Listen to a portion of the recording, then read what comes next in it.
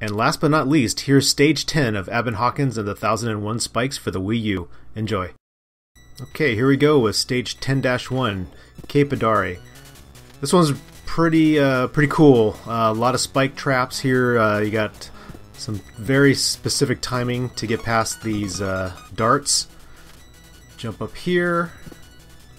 And I love this section. This is just kind of classic design with the spikes with very few safe spots. So you hop across here, a few blocks, wait. Then here, don't land on that first one. It's a trap, as you saw. And then you just hop across these. They will fall. I'm a little hesitant. Again, all these playthroughs are my first time beating these stages, so my apologies if it looks like I'm dilly-dallying more than I should. Alright, moving on to stage 10-2, durville. This one took me quite a long time to finish. It's a pretty tough level. Right here, that block that drops, you cannot delay there for even a millisecond, you'll die. So get your key, and I can't seem to jump up here. That's kind of a bad omen. Moving on, then you got to go underneath here, get across these, let them fall. Don't go through the top, you'll get impaled. That drops, and then right here, take some specific time to get past those spikes. Then more darts, just for fun. Alright, moving on to stage 10-3. Let's see what's next here. Concordia. Yeah, this one is pretty interesting. You know, you just kind of have to memorize the pattern through this part. And, you know, it throws off your rhythm because you have to wait for the snowpacks to break up to let you get through. So you go down here, get these spikes to come out, run across. Now the part coming up I think is pretty good. You have to go across these platforms in a very specific order, and you have to jump across to that one first, then come back. If you don't get rid of that first block, you won't be able to jump up to where he is right now. So it takes a couple tries, but you'll quickly learn that you need to do that in order to get through this level. So that one's pretty easy.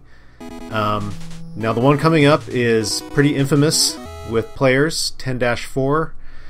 And this is, yeah, this one, oh, I died so many times on this one.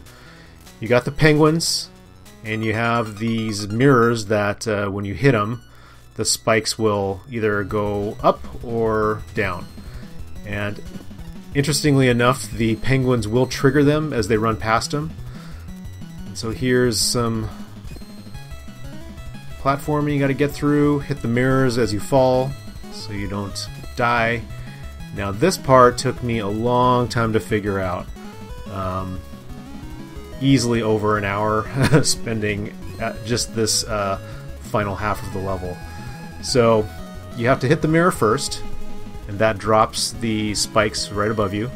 And then once that penguin sees you, you have to jump up, jump again, and then go over those spikes, push the block over, jump up, and get up there. And similarly with these parts, you got it. Yeah, got to scare the penguin. He does his little run, and so I think this might be the first. No, this is the second time I'm up here.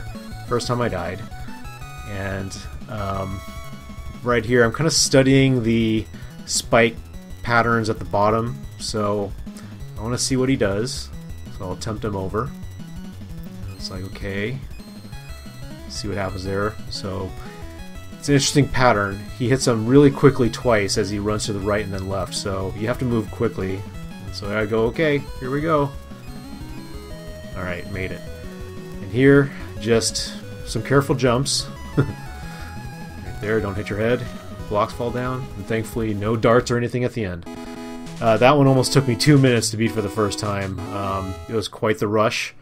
And yeah, it's a really hard level, but I think it's pretty fun. Here I go. Alright, hit that mirror, drop those. Go across this part. Climb up this little tower. Make sure you trick those darts into shooting. Now here, push that block and then stop it over here.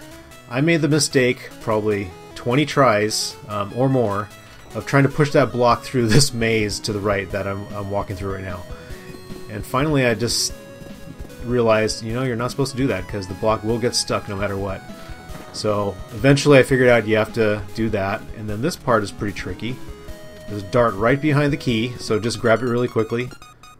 Jump across there, hit that block, and then now you can move it. Jump up here, and a final little insult to injury if you get hit by that snowpack that falls. So 10-5, that's a really cool stage. I'll show more levels like that. It has some really nice design with the sliding blocks. I think those are probably my favorite levels in the game. Now stage 10-6 right here. It's another gimme, so I can't seem to jump right there. Still probably shaking from the last level.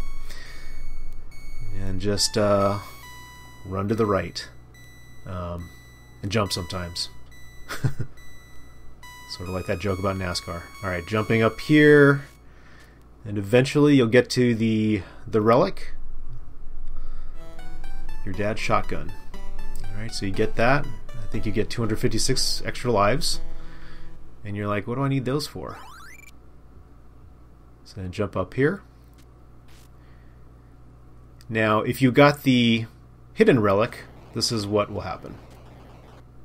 So you go into this area, 10-7. Get to this door, eventually. Right in here. And that space right in the center that you might have seen in your first playthrough. That's where the relic goes. Does this little animation, little cutscene, and you ride this elevator down to the game's true final boss, Jutelstromen. I have no idea if I even said it right or what that means, but this is the last boss. It's this snake-like creature. It has spikes that pop out of its back. There are things that fall from the ceiling that will kill you. You have to hit those red crystals as you go by and drop them on all 7 segments of this boss. Now, the trick is here to get rid of the head as quickly as possible. If you stand on the head, I found that it's a safe spot. You won't get hit by the icicles falling from the ground, and you have a much better chance of just hitting those and hitting the rest of the parts of this giant stone snake. Now I waste a lot of time right here. It takes me another, I don't know, 20 plus seconds for me to get the timing right on hitting the crystal to make it hit the tail section. And I was super nervous because I thought, oh, I might get hit by a falling icicle, I might do a bad jump into a spike on the ceiling. But thankfully, and eventually, hopefully soon, I take him out. I think it might be the next one. Let's see. Nope, one more. I like this boss a lot. I complain that the other boss that you get in the first playthrough is really easy, but this one, this took me a good 50 tries, and there you go. Finally got him. I didn't show the scenes that precede this, nor am I going to show anything that comes after it. Just so if you haven't played this yet, and you're just looking for hints for some of these stages, you'll find them. So anyway, hope you enjoyed it, and that'll do it for Aban Hawkins and the 1001 Spikes. Thank you.